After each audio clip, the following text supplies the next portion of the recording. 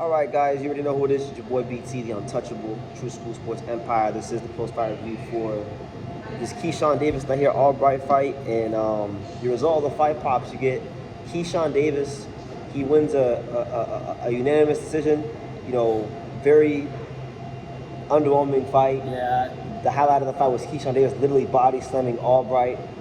Apart from that, you had Albright, you know, doing a lot of clinching. Yeah. Doing a lot of kind of just spoiling and conning his way through the fight. Keyshawn, you know, had some moments where he looked like he had him hurt, but he just couldn't get that stoppage even though he tried. What did you make of Keyshawn's performance? I'll be honest with you. I'll just say like this, and it's not about. I'm not referring to him as a bad name for him, but I think he let his undisciplined ways affected him in the fight.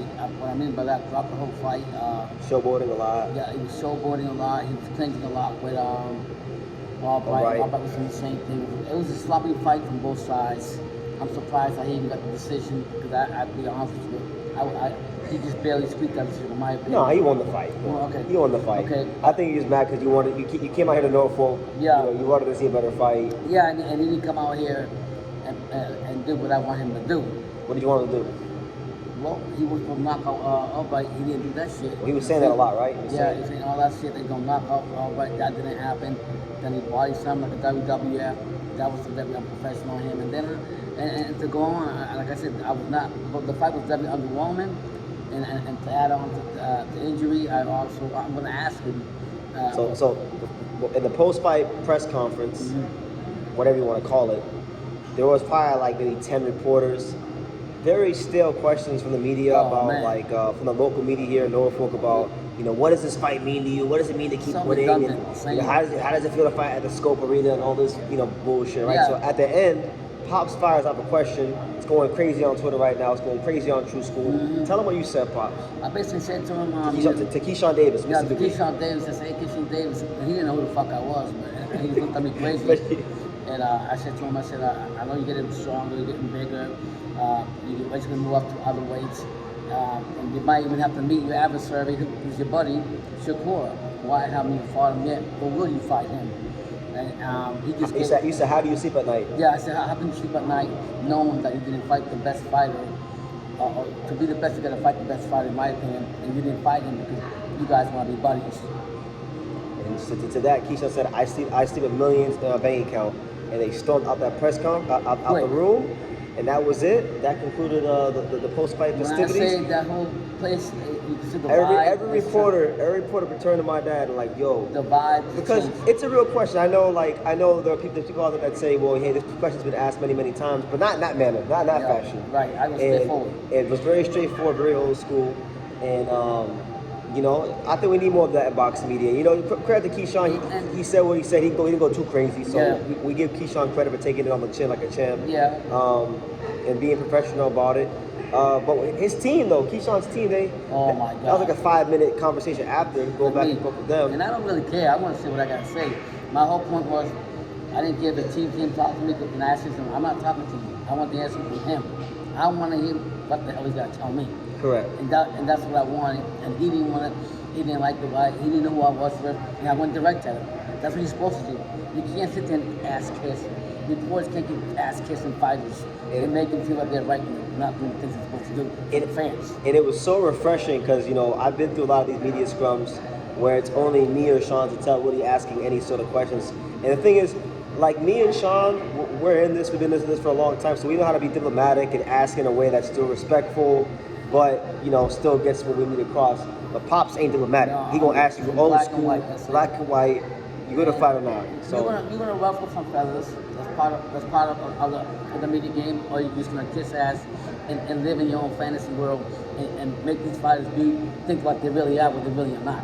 Correct. So that was the Keyshawn Davis side of things. We also had Brian Norman Jr. on the undercard. Really and truthfully, guys, y'all want to know why I'm here in Virginia? It wasn't for Keyshawn Davis, and I like Pete Dobson. He's my friend, but it really wasn't even for Pete Dobson. I was here for Brian Norman Jr. I wanted to see how he looked. I wanted to see, you know, how he would do against not really Josh Wagner, but I just want to see what did the Ronnie Shields Brian Norman Jr. look like, and you know, this fight was the 2-round, like I said on Twitter, it was the 2-round demolition job that it was supposed to be on paper. Right. He blasted Josh Wagner out of there. More than that, I saw him, kind of showing a little bit more craft in there, moving around, trying to set up his punches. But I don't really I'm happy for him. It was good, but I can't really take much from the fight. Me, I need to see rounds from Norman. I'm just gonna say it was a confidence builder for him. That's definitely was confidence builder. Back to winning ways, and I think the next fight should be against somebody legitimately in the top 15. No disrespect to Wagner, you can't disrespect the fight. No, I'm not disrespecting him. But there are levels in boxing, and right? It showed tonight, and it really showed in a major way. That's why the fight went 2 rounds. So I was happy that Norman, did his thing. I wish I could have seen some more rounds, but again, top-ranked matchmakers, Brad Goodman. Bruce Trampler, Mackenzie Kramer, who we had a chance to meet. They're the best in the business for a reason, and they know how to pick fighters. They understand levels, they understand styles, and it showed really in that fight. So you had that. You also had just to kind of wrap up the rest of the card, Pops. You had Kelvin Davis from Pistol Pete Dobson. Yeah. What did you think, Pops? So it was Richardson Hitchens is good friends with Pete Dobson. He's saying that Pete Dobson got robbed. No. And I've been watching Pete Dobson for years. And where in the South Florida, in Weston, and Davie, and all this for a long time. And Pete Dobson's got a good resume. He's fought a lot of fighters, a lot of experience. Good pro. He's a good pro. So for me, when he came to fight this, no disrespect to Kelvin Davis, fight this level fighter, I expected him to run over him. I really did. I expected him to go in there even after when he went to the Africa, whatever, Saudi Arabia. So where he went to fight and they robbed him or whatever. I'm talking about Pete Dobson. I based my thing on his experience is maturing a lot, and I did not see that from Pete tonight. I seen started too slow. I seen the wheel getting tired. The wheel's been burnt out. The wheel from the wheelbarrow it needs to be replaced, and I think that's from all the wars that he's been through. Correct. My prediction going into the fight, and like I say, I'm not biased. Contrary to what a lot of people believe, I'm not biased towards fighters because I'm cool with them. I did not think Pete Dobson was going to win this fight today. I had Kelvin Davis. In fact, it actually kind of went, for me, according to the script, I had Kelvin Davis winning a close decision. I said maybe it might be a little controversial. Kelvin, he boxed really smart early. Pete started very slow, but when he got it going, and he was closing the gap, and he was able to set his feet and push the guy to the ropes, he had a lot of success in that regard. But for Pete, his base is really wide. And Kelvin was using his lack of fork against him in this fight, and that's what banked him a lot of rounds to win the fight. I think also, but I don't think Kelvin Davis like best wishes to him, but I don't really see him as a I think Keon has potential. Keyshawn's obviously where he's at. Right. I just see him as a guy that's gonna maybe fill out some cards. Right. And God bless him. I mean, he's doing his thing, but it is. A cake, once you bake a cake, it's a cake. There's levels, man. There's levels. So he got by Pete barely. We'll see how much further he can go from there. You also had Jan Santana versus Christian Shakone. That was a big guy. Santana had been doing a lot of this throughout the week, talking about Bruce Carrington and how Bruce Carrington's not that good. I even remember a lot of people were getting on my case because he fought a fighter that Angelo Leo fought in Alameda, and he beat him easy. So they said, oh, well, that shows that he would do this to Angelo Leo, right? So he fought Christian Shakone, a guy who had 7 losses coming into this fight, been an NOA sparring partner, tough Mexican fighter. From round 4 on, it was 10 rounds. From round 4 on, Christian Shakone's volume, his pressure fighting, his output, it proved to be quite a big problem for Jan Santana. Santana couldn't keep on the end of his punches. Big disappointment, I think. I expected more myself. I did my research on him. They said he was a heavy hitter, that he could hit, do this and do that. And I really didn't see what I expected from him. But you know what? I give him a little leeway because every fighter on the way up has this kind of fight. Angelo had that fight when he fought Aaron Almeida. Bruce Carrington, before he became champion, obviously Segawa, a fight a lot of people thought he lost. This fight for him, I mean, you can name pretty much any fighter in boxing. Most fighters in boxing have had a night like this. So it really isn't about having this kind of night. It's really more so how you respond to it. What corrections are you going to go in the gym and make so that you can become the best fighter possible? Yeah, your best version. But again, I thought he lost. I thought Christian Shakone was screwed. Shakone's been a guy that he lost. I think he lost 5 of his first 8 pro fights. And so he's rallied all the way back to become a legitimate, fighter, and he didn't get the decision. He got robbed, man. He got robbed. I thought everybody said it, not just myself. No, even people taking pictures when he's doing all kinds of people from all over coming, hugging him, taking pictures saying, "Man, I'm sorry you lost this fight." Literally got robbed, and I don't know if it's because this guy's a big name in the Dominican Republic, or he's an incoming star, or the name made him win the fight. I don't know what the judges are looking at. Well, neither do they. Neither do they themselves. So you guys are on the same page. So, and then I guess on the rest of the card, the only other fight besides that we didn't talk about was Diedrich Crocklum. He's young fighter, like 7-0.